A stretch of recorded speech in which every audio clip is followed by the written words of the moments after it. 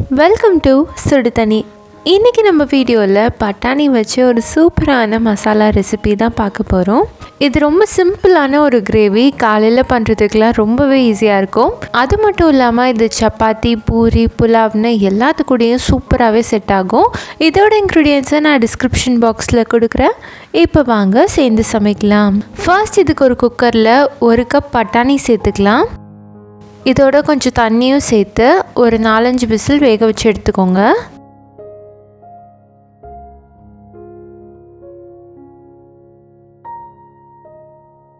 இப்போது 4-5 விசிலுக்கு அப்புறமா இதை ஓப்பன் பண்ணி பார்க்கலாம்.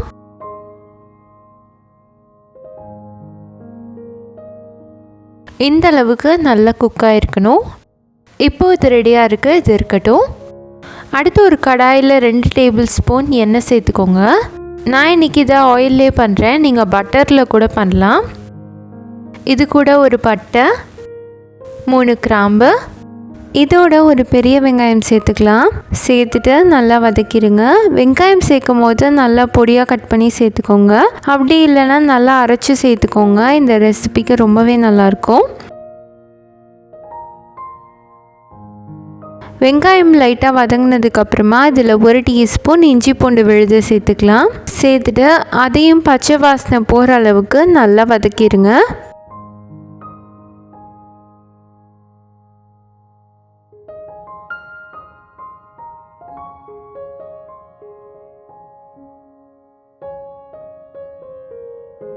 நல்ல பச்சை வாசனை போனதுக்கப்புறமா இதில் தக்காளி சேர்க்கலாம்.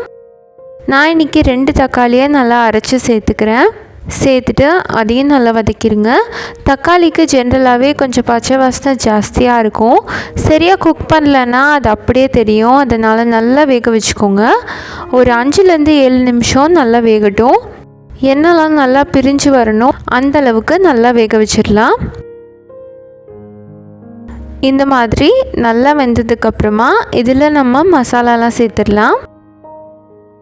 ஒரு 5-7 நிமிஷம் நல்லா வெந்ததுக்கப்புறமா இதில் 3/4 டீஸ்பூன் உப்பு, 1 டீஸ்பூன் மிளகாய்த்தூள், 1/4 டீஸ்பூன் மஞ்சள் தூள், 1 டீஸ்பூன் கரம் மசாலா, 1/2 டீஸ்பூன் சீரகத்தூள், 1 டீஸ்பூன் மல்லித்தூள் சேர்த்துட்டு நல்லா மிக்ஸ் பண்ணிக்கலாம்.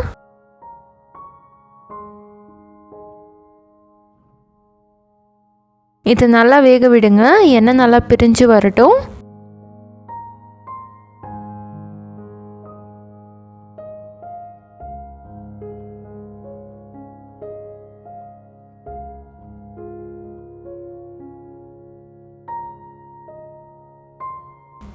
இப்போ பார்த்தீங்கன்னா இந்த மசாலா நல்லா மிங்கிள் ஆகிடுச்சு. எண்ணெய் நல்லா பிரிஞ்சு வந்ததுக்கப்புறமா இதை ஒரு தடவை நல்லா மிக்ஸ் பண்ணிவிட்டு இது கூட நம்ம வேக வச்சுருக்க பட்டாணியெல்லாம் சேர்த்துடலாம். சேர்த்துட்டு அதையும் நல்லா கொதிக்க விடுங்க. பட்டாணி சேர்க்கும் போது நீங்கள் ஒன்று தண்ணி தனியாக சேர்த்துக்கலாம், இல்லாட்டி பட்டாணியை வேக வச்ச தண்ணி இருந்துச்சுன்னா அதோட நீங்கள் சேர்த்துக்கலாம். நீங்கள் குக்கரில் வேக வச்ச பட்டாணி சரியாக வேகலைன்னா கூட இந்த டைம் நல்லா வெந்துடும். தண்ணியில் நல்லா வற்றி இது திக்காக ஒரு கிரேவி கன்சிஸ்டன்சிக்கு வர அளவுக்கு நல்லா வேக வச்சு எடுத்துக்கோங்க. உப்பு கூட நீங்கள் இந்த டைம் சரி பார்த்துக்கலாம்.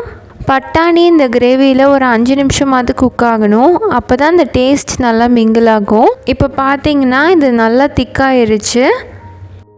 இதில் ஒரு 1/2 டீஸ்பூன் சர்க்கரை சேர்த்துட்டு நல்லா மிக்ஸ் பண்ணிக்கலாம். இது நல்ல ஒரு டேஸ்ட் பேலன்ஸ் கொடுக்கும்.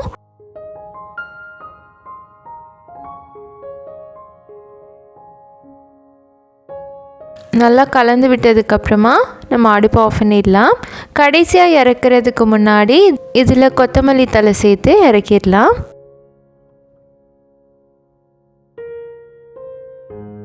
அவ்வளோதான், நம்மளோட பீஸ் மசாலா இப்போ சூப்பராக ரெடி ஆகிடுச்சு.